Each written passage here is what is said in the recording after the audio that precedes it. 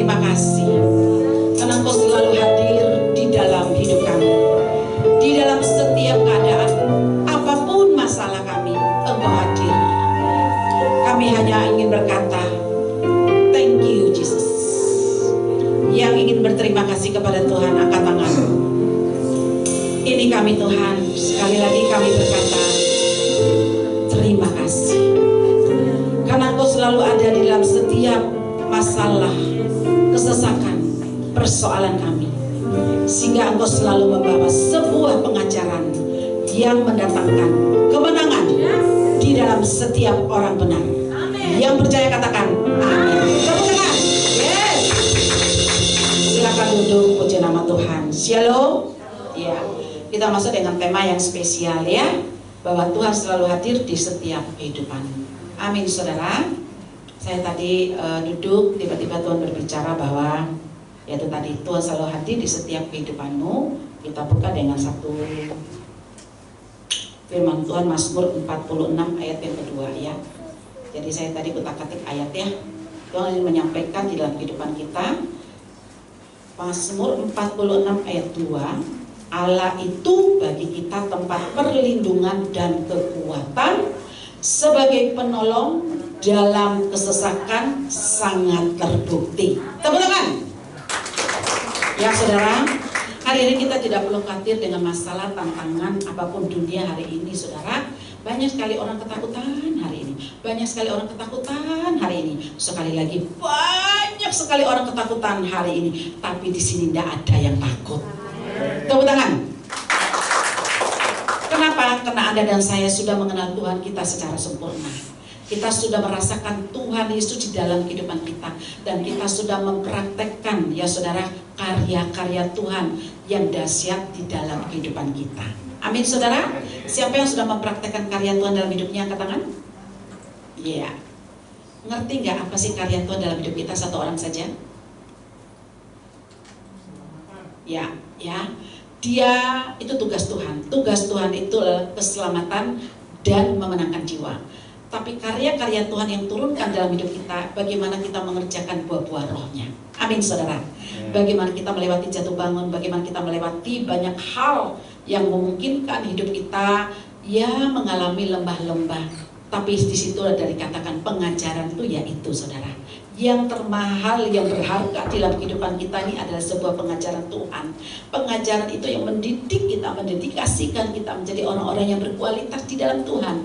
Didikan Tuhan itu juga aplikasikan iman, pengharapan kita itu menjadi benar. Amin saudara. Kalau Tuhan tidak izinkan kita masuk di dalam beberapa lembah-lembah saudara, kita tidak mengerti apa itu baik, apa itu benar, apa itu jahat. Amin saudara. Justru kita izinkan hidup untuk dilatih ya, kita mengerjakan karya-karya Tuhan. Ini kalau kita sudah dekat dan intim sama Tuhan, kita pasti punya sebuah pegangan di dalam iman kita, pengharapan kita. Ya kita maka selalulah menjadi pribadi yang selalu hidup di dalam berdoa dan penyembahan. Amin saudara. Mungkin semua kita bisa berikan kembali kepada Tuhan ya. Semua ini dari Tuhan. Tuhan mengajarkan apa saja di dalam hidup kita, kita bisa kembalikan. Ya saudara ya. Tuhan memberikan kita tubuh yang sehat, kita kembalikan untuk memuliakan Tuhan. Amin saudara. Tuhan memberikan napas ya, hingga hari ini kita bisa bernapas, kita juga bisa mempergunakan hidup dengan benar. Amin saudara. Yang Tuhan tidak pernah memberikan dalam hidup kita apa? Tuhan tidak memberikan penyembahan. Nah ini yang harus kita berikan buat Tuhan Yesus. Tepuk tangan ya. Di dalam firman itu Tuhan mengajarkan begitu banyak proses untuk dikembalikan kepada Tuhan. Tapi Tuhan meminta supaya kita ini menjadi penyembah-penyembah. Tuhan gak minta kok sama kita, ayo puji aku, ayo sembah aku, ayo sungguh-sungguh nyembah aku. Pernah Tuhan minta sama kita begitu? Enggak kan?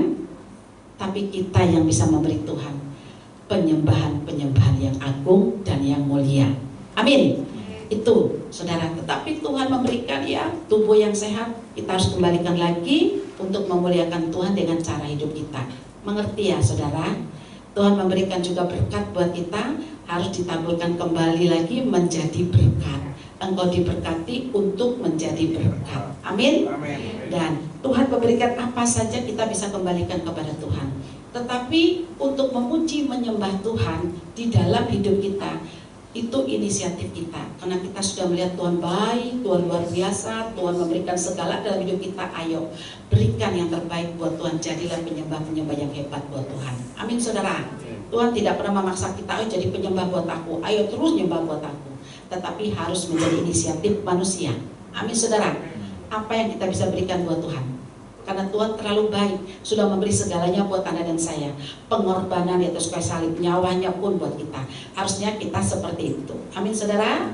Dikatakan hiduplah oleh Kristus, mati adalah keuntungan. Jadi dalam kehidupan Tuhan tidak nuntut banyak. Tuhan cuma minta, bisa nggak dalam kehidupan kita ini jadilah penyembah-penyembah yang hebat. Menyembah itu saudara memurnikan kita. Menyembah itu membentuk kita.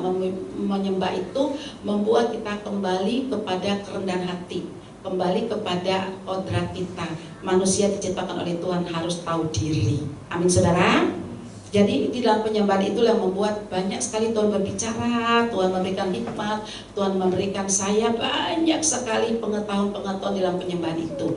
Ketika kita mengambil masalah, sudah menyelesaikan masalah, melewati masalah tantangan, di saat penyembahan itu loh saudara, Tuhan akan berbicara. Saya bisa menangis, saya merasakan kebaikan Tuhan, saya merasakan juga kekuatan Tuhan, saya merasakan sebuah kebangkitan, saya merasakan juga sesuatu hati yang cinta akan Tuhan di saat Anda dan saya sedang menyembah Tuhan.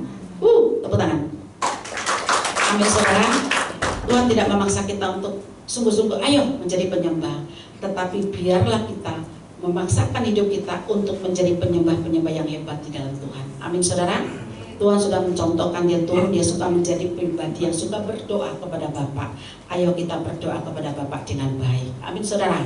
Kalau firman ini dikatakan ya saudara, luar biasa. Dia adalah tempat perlindungan kekuatan sebagai penolong di dalam kesesakan. Saudara, firman ini selalu harusnya menguatkan kita. Tidak usah khawatir akan hari esok.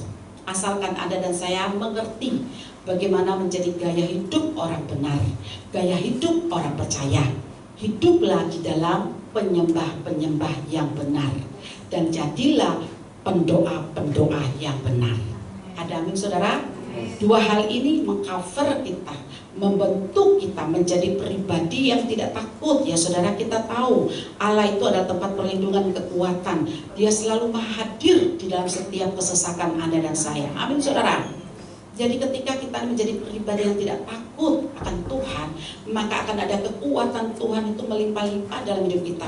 Saya selalu menyampaikan bagaimana kita ini harus diizinkan melatih hidup kita melewati begitu banyak tantangan, supaya Anda dan saya ini tidak menjadi bebal, tidak menjadi pribadi yang mungkin akhirnya menuntut Tuhan terus, tetapi kembali lagi menjadi pribadi yang bisa dibentuk oleh Tuhan.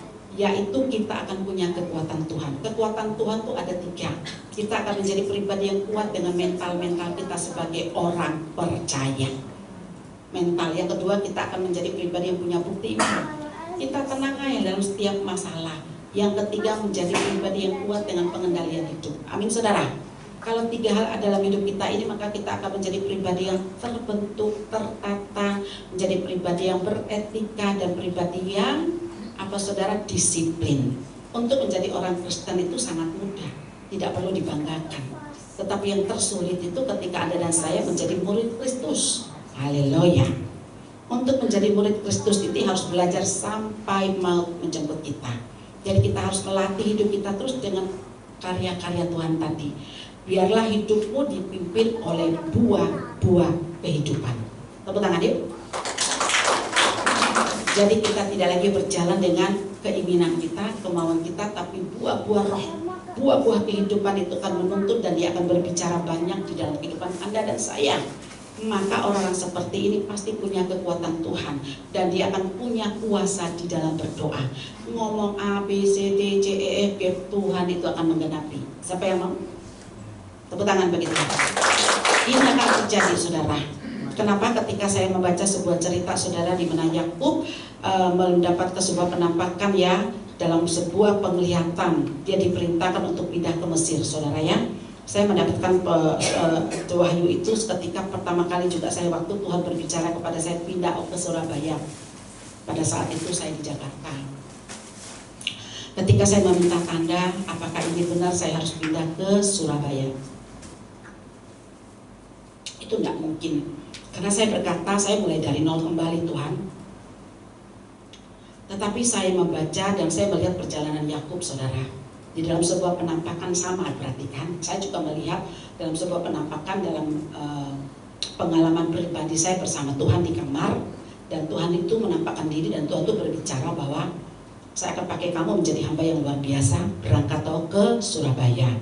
Nah, saat itu saya agak meragukan ini penglihatan saya benar apa tidak. Sekalipun benar-benar pada saat itu saya melihat ada satu pribadi yang berdiri di hadapan saya, yaitu Yesus. Dan dia memberkati tangannya bolong, saudara. Tapi pada saat itu saya masih bingung, ini apa iya, apa mimpi atau gimana. Dan di situ saya membaca banyak, saudara ya. Saya mendapatkan satu cerita tentang Yakub, bagaimana dia itu mendapatkan satu penampakan di dalam penglihatan ya. Di situ penampakan dalam penglihatan itu memerintahkan dia untuk pindah ke Mesir, saudara ya.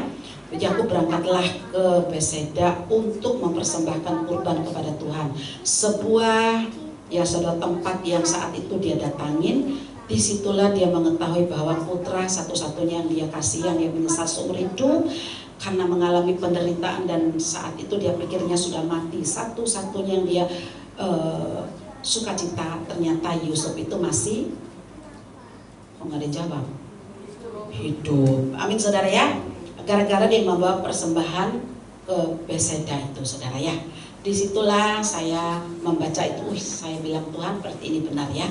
Sama, berarti kan dia juga mendapatkan satu tanda kan. Amin saudara. Ternyata dia membawa persembahan kurban itu, ternyata dia melihat kabar di situ ada anak yang dia selama ini menyesali dan dia merasa hidupnya itu bersalah seumur hidupnya. Itu menjadi satu kebangkitan, saudara. Walaupun saat itu sebelumnya dia sudah mendapatkan penglihatan itu, saudara. Dan jadi Tuhan itu tidak pernah berbohong di dalam kehidupan Anda dan saya. Amin saudara. Tetapi tinggal kita ini mau melangkah apa tidak. Haleluya. Bilang kiri kanan, mau melangkah enggak? Sama saudara, saya pun tidak gampang ya untuk melakukan perjalanan saya ke Surabaya. Karena berpikir saya, siapa yang mau nerima saya di Surabaya? Saya mau bertemu siapa? Karena pekerjaan kami sudah di kota lama, di tempat kami yang lama, dan kami cukup dikenal dan dihargai. Kalau kami mengalami kebangkrutan, ya kami mulai belajar untuk memiliki tadi ya kekuatan Tuhan, dilatih dan dibentuk supaya punya mentalitas. Dan kami mulai belajar punya ketenangan, kami mau belajar punya penguasaan diri, sehingga mulut kami punya kuasa. Ketika saya berkata Tuhan tolong ono saya, Tuhan tidak bisa kami begini terus. Dan kenapa saya berkata mulut kami punya kuasa? Saat itu saya sempat keluar dari rumah sebelumnya kejadian kebangkrutan itu. Saya minta Tuhan bangkrutkan kami, Tuhan ratakan supaya kami bisa lahir baru. Hidup kami tidak terus seperti kolam yang airnya keruh terus ditambah terus dengan air yang baru menjadi keruh terus. Amin saudara. Saya mau menjadi apa? Kehidupan yang bersinar baru, tapi air yang keruh ini harus dibersihkan dulu dalam hidup kami. Amin saudara. Dan Tuhan menjawab tidak pakai lama, 3 bulan saja. Haleluya. Ya. Jadi dari situ saya tahu mulutku penuh kuasa, sekalipun penderitaannya luar biasa. Haleluya. Tepuk tangan. Saya tidak berani cerita sama dia kebangkrutan gara-gara doa saya. Haleluya. Ya, saya cerita setelah sudah banyak perubahan di dalam dirinya. Setelah dia sudah nerimo, menyesali diri, ya sama seperti Yakub menyesali diri. Haleluya ya. Dia tiap hari duduk itu di rumah itu nunggu nyamuk itu saudara. Ada 9 bulan kali suami saya tidak tidur. Dia menyesal, kenapa? Karena judi dan sebagainya ya. Karena dulu buanteng sekali ya kan? Jadi kalau sekarang sudah tua tetap buanteng, tambah buanteng. Karena apa? Sudah benar tulus kudus. Haleluya ya kan? Sudah tua. Haleluya ya kan? Kalau si nakal-nakal itu sentil nanti. Haleluya ya kan saudara? Sudah tua. Jadi dia cukup 50 tuh dia sudah mulai bertobat ya, 50 sekian itu udah bertobat. Walaupun terlambat mengenal Tuhan, tetapi di dalam Tuhan tidak pernah ada kata terlambat. Di dalam penyesalan saudara, dia tidak tidur 9 bulan, dia nunggu nyamuk. Haleluya, ya kan? Saya tidur di tikar, tidak punya ranjang, tidak punya apa-apa saudara. Kami benar-benar di proses Tuhan izinkan mengalami lembah kekelaman itu tidak setengah-setengah, tapi langsung terus tingkat bawah, terbawah. Jadi dari situ semakin cepat proses yang kamu lewati dengan ketulusan dan keikhlasan, dengan damai sejahtera, maka pengajaran-pengajaran Tuhan itu akan menjadi number one dalam kehidupanmu, dan itu akan melahirkan fondasi imanmu yang terhebat. Tepuk tangan. Ketika proses itu kami tidak pernah saling menyalahkan, tidak pernah ya saling tuduh-menuduh. Cuma 1 tahun lah ya. Setelah 1 tahun itu saya ikhlas dan tidak pernah ungkit-ungkit. Bahkan setelah saya mengerti tujuan dan maksud Tuhan, situ saya terus mengucap syukur. Saya bilang, kok saya bersyukur punya suami seperti kamu, walaupun sudah memberikan aku banyak penderitaan. Tetapi sesungguhnya kamu adalah pahlawan rohaniku, yang Tuhan berikan kekuatan baru. Dan saya mengucap syukur, tidak pernah ada yang salah. Seperti Ayub berkata, rancanganmu tidak pernah gagal. Tepuk tangan. Amin saudara. Nah ini, kita mau gak nih melewatinya? Amin saudara. Dia 9 bulan menunggu nyamuk, saudara, gak tidur. Sementara mata saya ngintip-ngintip, kapok, kapok. Haleluya saudara ya. Jadi dia menunggu nyamuk, tebas nyamuk. Ternyata dia menyesali diri sama seperti Yakub. Haleluya. Ya saudara, itu sempat dialami dulu. Nah, kami melewati semuanya dengan damai sejahtera. 1 tahun aja saya ngungkit-ngungkit, setelah tahun kedua tidak pernah ngungkit, tanya ono. Bahkan saya datang mencium kakinya, dan saya mau menyelesaikan, saya mau menjadi pribadi baru, saya mau menjadi pribadi yang sungguh-sungguh tulus dan kudus di depan Tuhan. Saya mau menjadi pribadi yang bisa dibentuk Tuhan, sehingga bisa dibawa Tuhan, diangkat di atas rata-rata. Jadi saya tidak mau menyimpan kebaikan, saya tidak mau menyimpan seandainya mengapa, kenapa. Saya tidak mau. Jadi ketika kita mengerti akan rencana Tuhan, kita akan mengerti bahwa penyertaan Tuhan, kita akan mengerti bahwa apapun kondisi kita di hadapan kita, baik gunung-gunung itu Tuhan sanggup pindahkan. Bahkan bukit di depan kita, apapun yang membatasi kehidupan Tuhan sanggup untuk mencabutnya. Asalkan respon kita dan cara kita memandang masalah itu harus dibenarkan terlebih dulu. Amin saudara. Maka hidup ini tidak terasa berat, maka engkau akan menjalani hidupmu dengan sangat mudah dan terasa ringan. Amin saudara. Dan itu yang saya alami saudara. Dan saya mulai belajar dengan cepat untuk menyelesaikan semua yang terbeban dalam hidup, menghalangi karya Tuhan. Dan saya mulai datang sujud di dalam kaki suami, dan saya mulai mengerjakan, dan saya mulai fokus sama Tuhan. Disitulah saya bisa melihat bahwa Tuhan, karya Tuhan itu mulai bekerja dalam hidup saya. Dan saya mulai terus belajar apa yang jadi kehendak Tuhan. Nah mari saudara, apapun hari-hari masalahmu, jangan terus dipertanyakan. Jangan gagal fokus dengan masalah yang sedang kau hadapi. Tetap bangkit, sukacita, sambut tantangan itu, menjalankan karya-karya Tuhan tadi. Supaya di dalam pengajaran Tuhan menjadikan Anda dan saya penyembah-penyembah atau pendoa-pendoa yang benar terlebih dulu. Supaya lidah kita punya kuasa. Siapa yang mau? Tepuk tangan. Saya belajar dengan cepat. Saya tidak mau masalah saya berlarut-larut, rugi. Ya saudara ya. Jadi hari ini apapun masalahmu, bangkit ya. Saya melihat saat itu waktu saya kembali di Jakarta, saya belajar saudara. Apa yang Tuhan mau? Ini apakah benar apa tidak? Panduan cerita Yakub itu membangkitkan saya saudara. Perjalanan Yakub ke Mesir itu bersama keluarganya, dan disitulah saudara pertemuan kembali bersama Yusuf. Kira-kira waktu perjalanan itu happy, senang apa takut? Loh, enggak harus jawab. Takut. Jujur, saya juga mengalami ketakutan yang luar biasa loh saudara. Nanti kalau di Surabaya iya iso mangan, gak iso makan piye? Lo tinggal rumah sopo? Ada yang mau nampung apa tidak? Lo kalau nggak ditampung kok gembel. Lah nanti bagaimana? Karena saya juga punya rasa bersalah. Waktu saya diberkati di kota itu, saya sombong rohani. Haleluya. Ya, jadi saya juga tidak perhatikan saudara-saudara. Jadi kalau waktu saya diproses, saya bangkrut, saya datang mencari siapa saudara? Mencari siapa? Masa langsung Yesus? Perut kosong bisa nggak sungguh-sungguh cari Yesus? Utama yang dicarikan adalah orang yang bisa menolong. Haleluya, ya kan? Supaya perutnya terisi benar dulu ya. Amin saudara. Jadi saya minta tolong dulu ya. Sopo sih minta nampung saya. Ketika ditampung baru saya bisa, karena melihat keadaan gak ada yang menolong. Manusia kan gitu toh. Kok gak nolong, kok biasa aja. Baru fokusnya ke Tuhan. Kalau masih bisa ada ditolong ABCD, ayo jujur, fokusnya kemana? Ke atas apa ke ABCD? Lo pinter jemaat sini ya. Tepuk tangan.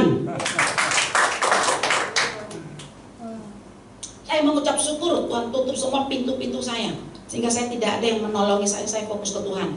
Kami sering kali puasa, sering kali makan sehari 1 kali. Tak jadikan puasa aja saudara.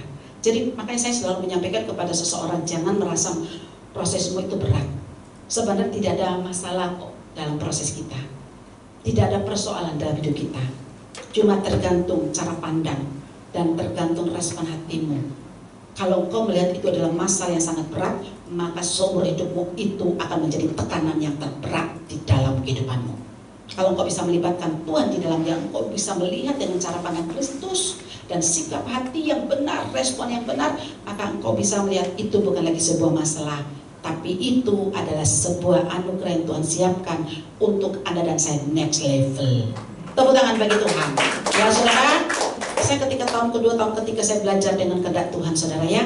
Saya boleh melihat saudara bagaimana saudara si Yakub ini berjalan saudara dalam ketakutan, mungkin doa sepanjang waktu ya. Saya doanya campur nangis, doa bingung, stres, haleluya ya. Sebentar sadar doa maneh ya, sebentar gak sadar ngoceh maneh, ungkit maneh, nyala no maneh, ngomong haleluya ya kan.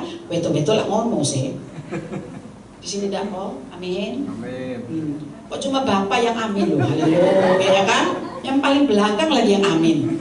Di depan-depan ini gak ngamin nih, haleluya ya kan? Saya 1 tahun tuh ngungkit terus, pokoknya gak boleh ngomong, ngungkit terus. Lama-lama Tuhan bilang, kamu gak percayakan aku ini hadir, maha hadir bagi kamu di dalam kesesakan. Saya bangkit saudara, saya mengerjakan yang namanya buah-buah kehidupan, karya-karya Tuhan.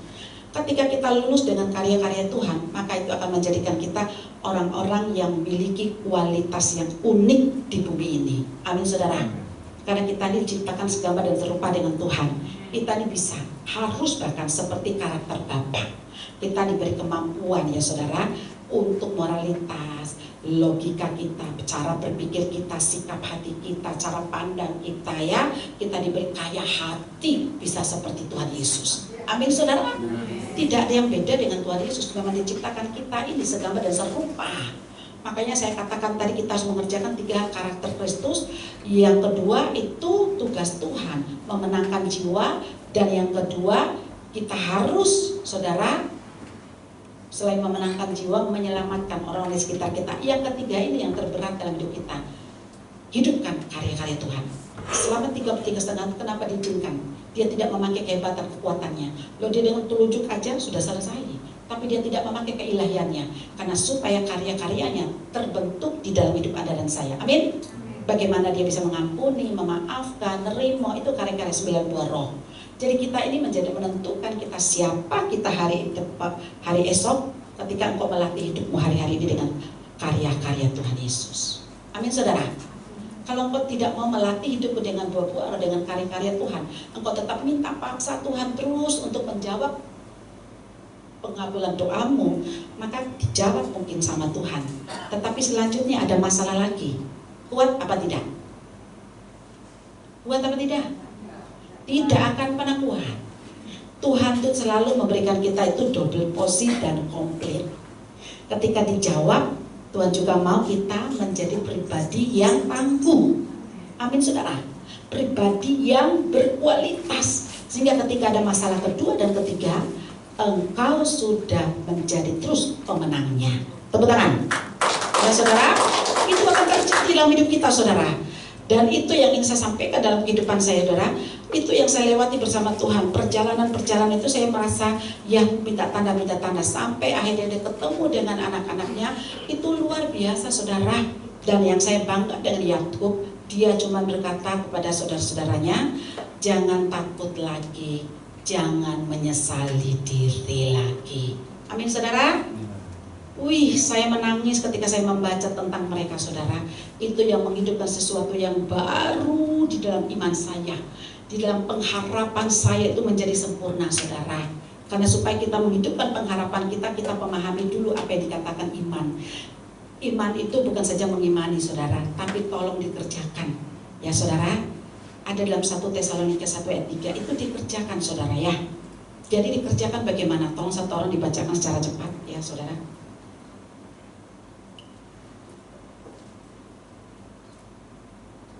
Ya langsung, tolong. Ya, monggo.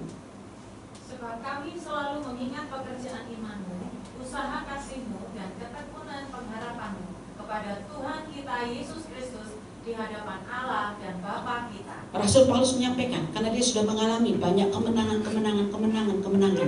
Dan dia menyampaikan ini, mengingatkan kepada Anda dan saya, iman itu harus dikerjakan. Ya saudara, mengingatkan pekerjaan imanmu, usaha kasihmu, dan ketekunan pengharapanmu kepada Tuhan kita Yesus Kristus. Jadi saudara, ini Rasul Paulus menyampaikan kepada kita untuk kita ini mengerjakan iman. Mengerjakan iman itu ada 3 dalam kehidupan Anda dan saya. Yang pertama, kita harus komitmen sebagai orang benar. Yang kedua, kita harus rela berkorban. Yang ketiga, kita harus rajin bayar harga. Amin saudara. Tetapi kalau kita cuma mengimani kan itu tidak ada ruginya. Mengimani terus tidak ada pengorbanan. Haleluya. Mengimani terus tidak perlu komitmen. Mengimani terus tidak mau bayar harga. Tak sampaikan tahun 2026 selamanya ini tidak dijawab yang begitu-begitu. Saya bilang kan, untung itu enggak saya. Amin saudara. Loh sini ketawa-ketawa, sini kok marah-marah mukanya. Haleluya ya. Bilang kiri kanan juga itu bukan saya. Amin saudara. Kekristenan ini tolong saudara, bukan hanya kita mendengar yang enak-enak. Tolong pengajaran Tuhan harus disempurnakan. Kalau kita tidak mau berubah, rugi sendiri. Saudara, kenapa anak-anak Roni sampai sekarang masih the best? Sekalipun gonjang-ganjing dunia ekonomi mereka tetap di atas rata-rata. Saya tiap hari nanya omset kopiro. Saya mau ngecek mereka, karena ini sudah bergantian tahun. Mereka tetap next level. Yang membuat next level, cara hidupmu, bukan karena Tuhan Yesus. Tuhan Yesus tidak pilih kasih. Kalau Tuhan bilang ini naik, ini turun, Tuhan jahatlah. Tapi cara hidupmu yang membuat engkau tetap di atas rata-rata. Ada amin saudara? Maka tinggalkan manusia lama, tinggalkan semua iman mengimani. Mari, Rasul Paulus sudah menyampaikan kerjaan iman kita ini. Dan ketika kita mengerjakan iman dengan 3 hal ini, kan seringkali kadang-kadang kita sakit hati, seringkali kita disakiti, seringkali kita diremehkan, seringkali kita digosipkan. Haleluya ya kan? Apalagi gosip heboh lagi sekarang ini ya. Jadi ini wajah duit lagi. Haleluya. Saya bilang, aduh gosipku 22 tahun yang lalu.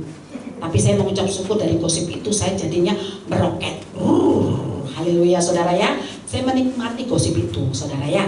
Jadi kadang-kadang gosip juga yang Tuhan izinkan itu mendatangkan kebaikan. Tepuk tangan. Yang ribut siapa? Orang di sekitar saya yang sudah ngerti saya. Boleh itu suka nabur, boleh itu suka ngasih. Gak ada kayak gitu. Jadi itu gosip basi. Haleluya saudara.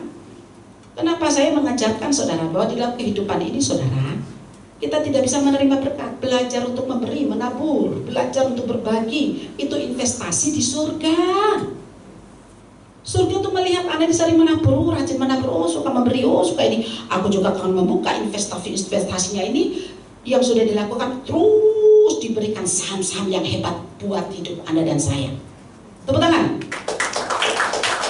Masa saya sudah ngerti caranya Tuhan, saya membatasinya? Ya tidak mungkin. Saya juga mau terus Tuhan melihat investasi saya sehingga di surga terus diberikan terus berkat-berkat yang berkelimpahan. Ya saudara ya, jadwal-jadwal yang berkelimpahan, kepercayaan-kepercayaan yang berkelimpahan, panggilan-panggilan kepercayaan yang luar biasa. Ya, orang-orang luar biasa yang Tuhan kirim. Amin saudara. Ada yang bilang dilayani kaya-kaya, yang soro-soro enggak mau. Loh, yang datang yang kaya-kaya masa saya nolak? Masa saya bilang ojo. Kamu kaya tuh ojo. Enggak sinting lama-lama. Saudara ya. Lo sungguhan gosip itu tidak bertanggung jawab. Karena hanya beberapa orang. Tetapi karena saya diam, kata Tuhan, diam. Ternyata ada rencana Tuhan. Di dalam kamu diam, aku sedang membawa tinggi kamu dengan segala keajaiban, dengan segala terobosannya, dengan segala kemuliaan dan kemurahannya. Tepuk tangan. Di dalam kehidupan, mari saudara berangkat hari ini. Bangkit imanmu, pengharapanmu, jangan takut hari-hari ini. Karena Tuhan berjanji, Mazmur 55 ayat 23. Iya, tolong. Apa itu ya? 23. 23. Ini 24. Serahkanlah kuatirmu kepada Tuhan, maka Ia akan memelihara engkau. Tidak untuk selama-lamanya dibiarkan orang benar itu goyah. Tepuk tangan. Firman menjadi rema dalam hidup kita ketika kita mau menghidupkan kekuatan Tuhan. Ketika kita mau menjadi orang-orang yang berkualitas, orang-orang yang punya kuasa di dalam berdoa. Amin saudara. Jadi yang kita pelajari hari-hari 2006 ini, mata Tuhan sangat membedakan gandum dan ilalang. Tuhan sangat membedakan ketika kita juga menjadi pribadi-pribadi yang pintar bicara tapi tidak ada tindakan, juga nol. Memperbaiki kehidupanmu saudara, memperbaiki karakter, memperbaiki cara hidup, memperbaiki tindakan-tindakan, memperbaiki cara berpikir, cara perkataan, diperbaiki 2026. Padahal tahun-tahun ini Tuhan tuh sedang membawa itu apa ya, rintik hujan berkatnya itu loh. Baik yang kecil, yang sedang, yang deras itu sedang diterima semua orang-orang pilihan Tuhan. Siapa yang mau menjadi orang pilihan Tuhan? Ya, jadikan malam hari ini engkau adalah orang-orang yang menjadi pilihan Tuhan. Amin saudara. Amin. Tuhan itu memilih kita karena cara hidup kita, tidak pilih kasih. Nah saudara, dan saya menyampaikan saudara, imani firman ini, pegang firman ini, karena Tuhan akan membawa kita tinggal di tahun 2026 ini adalah orang-orang yang akan melewati kehidupan ini dengan banyak semua kemenangan, banyak hal-hal penggenapan, membawa tahun 2026 ini juga dengan orang-orang yang sungguh-sungguh menerima hal-hal yang sudah Tuhan siapkan. Sepertinya kita itu akan terkejut-kejut loh. Tahun ini banyak loh, boleh nggak nyangka. Haleluya, ya amin saudara. Saya tahun ini masuk baru 2 bulannya, suamiku, gak nyangka ya, dasar Tuhan, luar biasa. Ayo bilang dulu, beriman dulu, gak nyangka Tuhan. Amin saudara. Loh, orang Kristen kan percaya tuh, perkataan iman adalah ya dahsyat kan, perkataan dengan hal yang positif kan. Ayo bilang dulu, ayo, gak nyangka Tuhan, berkati aku. Loh, sini gak ngomong loh ya. Ayo bilang, gak nyangka Tuhan berkati aku. Amin saudara. Perkatakan hal positif saudara, perkatakan hal positif. Amin. Asalkan diimbangi dengan tindakan hidup dan cara hidup yang benar. Tapi sebaliknya, perkataanmu yang positif yang luar biasa tapi cara hidup dan tindakanmu tidak benar, maaf, tidak terjadi. Tapi perkataanmu akan mandi, akan menjadi kenyataan kalau diimbangi dengan cara hidup dan perkataan yang tindakan-tindakan yang benar. Perkataan jadi kabeh wong loro ini, ngomong apa jadi, ngomong jadi loh saudara. Dan itu disaksikan oleh juga banyak anak-anak Tuhan hari-hari ini. Opo, Bu nggak nyangka loh Bu, kok bisa tembus nang Hongkong pekerjaannya, tembus nang Eropa, tembus Dubai loh. Zaman-zaman sulit ini loh, tapi pekerjaan mereka tembus terus loh saudara. Sungguhan kenyataan yang membuat itu menjadi tembus ketika kita sanggup mengerjakannya. Kehidupan kita menggenapi pengharapan Tuhan. Tuhan menciptakan kita di bumi ini supaya kita juga lulus 3 hal. Tadi apa? Diciptakan segambar dan serupa dengan Tuhan. Yang pertama apa tadi? Ya, karakter atau pribadi Tuhan. Pribadi Tuhan harus ada dalam hidup kita. Yang kedua, mengenangkan jiwa dan apa saudara? Menyelamatkan. Itu pastilah tugas kita. Kita bisa lah itu ya. Amin saudara ya. Masa nggak bisa sih orang ragu-ragu ini ya? Nah, yang ketiga ini yang diperkuat. Yang ketiga ini harus ada. Kerjakan dalam hidupmu sehari-hari. karya-karya Tuhan. Buah-buah roh menuntun kita. Kalau ini lulus, maka kita akan lulus yang 1 dan kedua. Kalau 3 ini nggak lulus, maaf. Kira-kira 1 dan 2 lulus? Tidak akan bisa lulus. Maka kita akan menjadi pribadi yang hidup dengan penuh kemunafikan. Maaf saudara, banyak orang-orang Kristen itu munafik, tapi puji Tuhan di sini nggak ada. Salaman dulu, kita nggak begitu. Salaman, kok ketawa tuh ya? Salaman kiri kanan dulu. Tuhan mau kita tidak munafik saudara. Loh, saya sama suami saya belajar untuk tidak munafik, saudara ya. Loh, walaupun kita sering cekcok, tapi cekcoknya kita nggak sampai 3 menit, 2 menit udah selesai. Tapi cekcok itu bukan sampai gimana-gimana. Ya saling mengingatkan, supaya saling mengasihi, supaya kita tahu mana-mana hal-hal yang suami kita suka, suami kita tidak suka. Jadi cekcok itu juga bukan bukan cekcok ya, argumentasi ya. Argumentasilah ya. Jadi cekcoknya kita sebabnya nggak semua 5 menit 10 menit gitu kok loh, haleluya ya. Tapi setelah itu kita ketawa-ketawa lagi gitu. Itu namanya apa ya? Sharing lah, bolehlah sharing. Itu halus sekali, haleluya. Kalau sharingnya nggak pakai emosi, ini pakai emosi, haleluya ya kan? Itu halus sekali. Jangan munafik, haleluya kan? Jadi pakai emosi juga, jangan begitu, gak bisa begitu, sudah kok, diam kok, haleluya. Ya kamu juga, ayo ngono-ngono saudara. Tuhan Yesus itu bukan berarti Tuhan Yesus gak boleh marah, Tuhan Yesus boleh marah kok. Tapi yang bikin dosa itu ketika marahmu pada lamanya.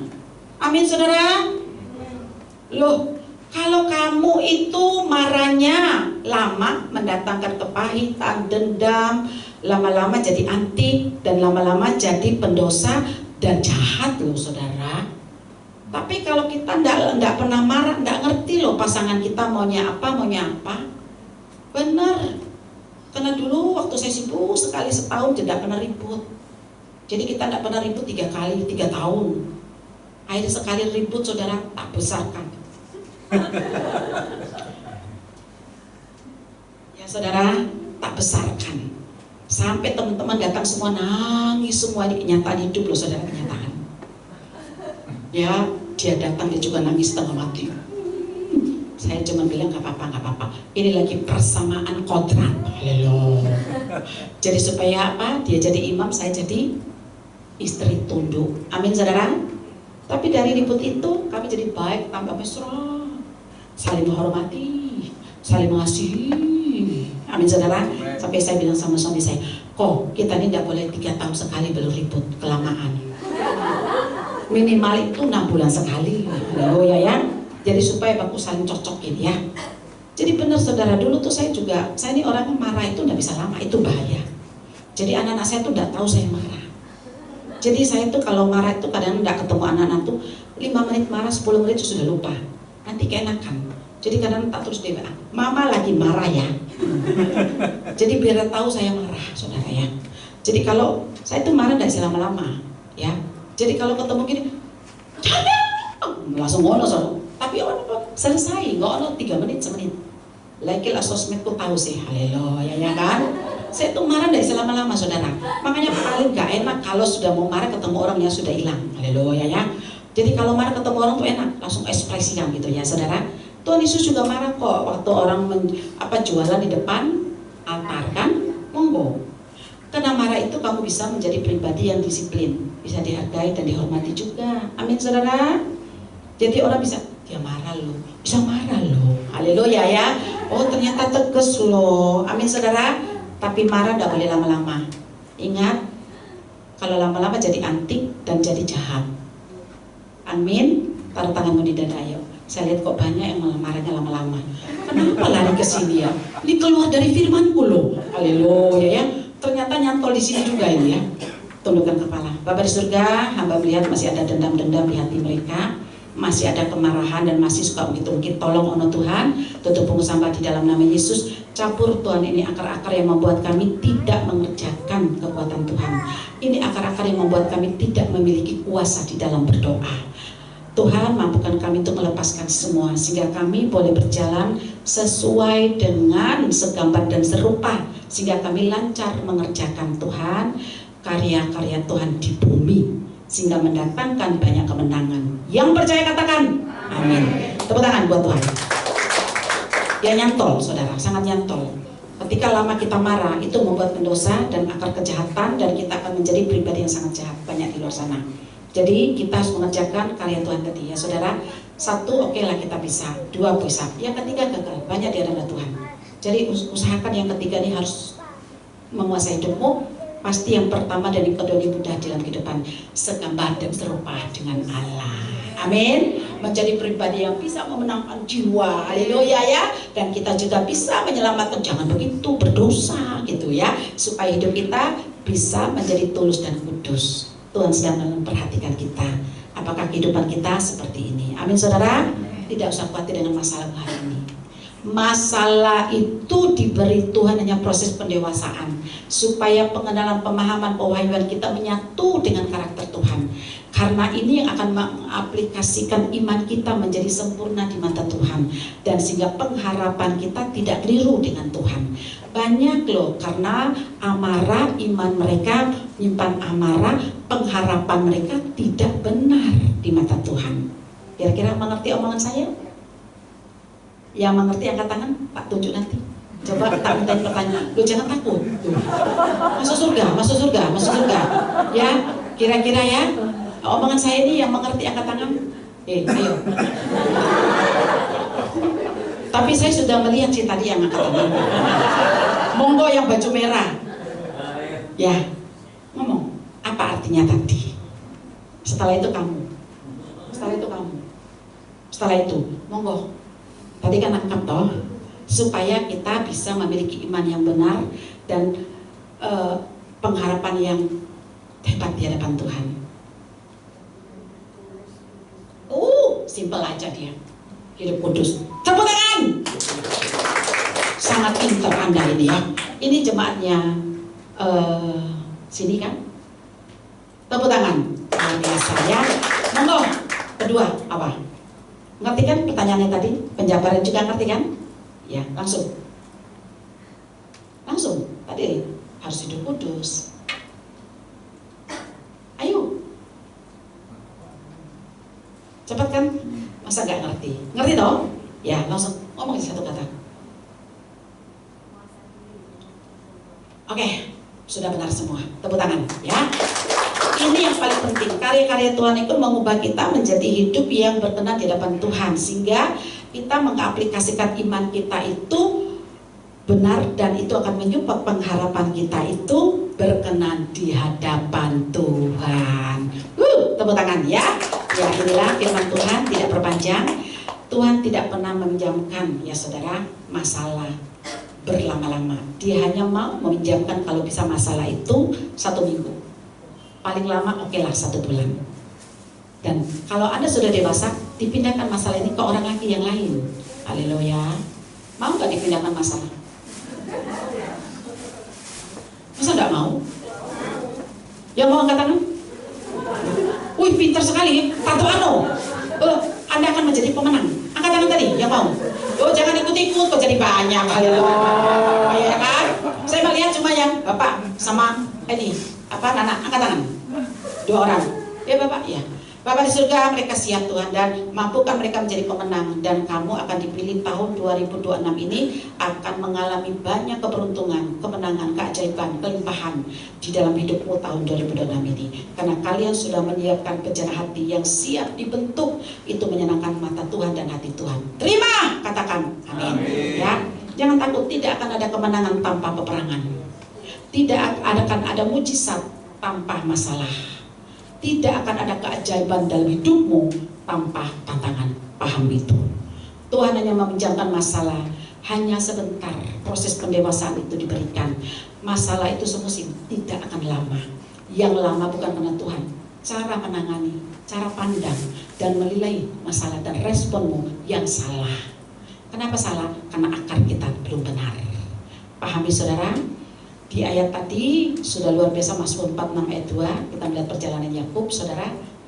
Kita juga kadang-kadang mengalami masalah, menyimpan segala ketakutan, menyimpan segala ya hal-hal yang membuat kita menyimpan. Tapi kita belajar di dalam proses kehidupan, percaya sama Tuhan. Jangan khawatir dan takut. Dia akan menyediakan rancangan yang baru di dalam kehidupanmu. Dan dia akan hadir menyelesaikan segala kesesakanmu. Asalkan kita rajin menebarkan karya-karyanya di dalam kehidupan Anda dan saya. Amin saudara. Maka Anda dan saya akan diangkat, ditinggikan, dimuliakan. Kemuliaannya akan terus berdatangan sepanjang hidup Anda dan saya. Boleh tepuk tangan. Saya ngalami itu sampai sekarang. Kemuliaan bertubi-tubi. Banyak yang bertanya. Saya bilang harus dibereskan dulu cara pandang, cara pikir, sikap hatimu. Dan semuanya ini dibereskan. Baik, terakhir sudah. Boleh tim musik masuk. Saya mengucap syukur dengan Tuhan ketika pada saat itu kebangkrutan saya saat itu berdoa. Ketika seorang hamba Tuhan berkata, kebangkrutanmu bukanlah akhir tapi awal dari sebuah kesuksesan. Saya tidak mengerti perkataan ini. Saya protes. Salah orang ini. Saya nggak bisa makan kok. Kok masih bilang awal dari sebuah kesuksesan. Itu saya mencari kata-kata itu sampai berbulan-bulan lamanya.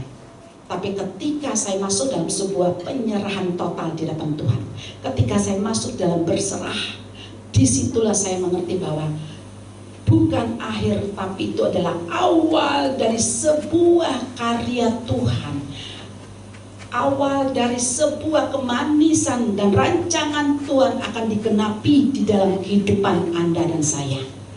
Disitulah saya mulai terhubung dengan Tuhan, bekerja keras dengan karya-karya Tuhan.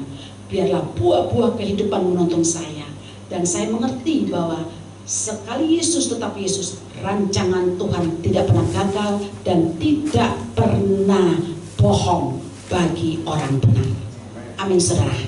Dari situ saya bangkit, terima kasih, benar. Dari situ saya menjadi baru, dan saya menjadi pribadi yang baru. Dan mulai saya merasakan karya Tuhan yang begitu manis. Anugerah Tuhan, sukacita Tuhan, damai sejahtera Tuhan, dan banyak jawaban-jawaban Tuhan yang diberikan, yang disiapkan, tidak terbatas. Tepuk tangan. Tundukkan kepala. Bapa di surga, kami sudah ditahirkan dengan pengenalan firman-Mu, dan firman yang kami dapat langsung Tuhan. Kami mengucap syukur Tuhan kalau Engkau sudah berbicara bagi setiap pribadi dan setiap pribadi. Engkau selalu ingin menyampaikan hal baru bagi anak-anak-Mu Tuhan. Sehingga kami mau mengikuti saja.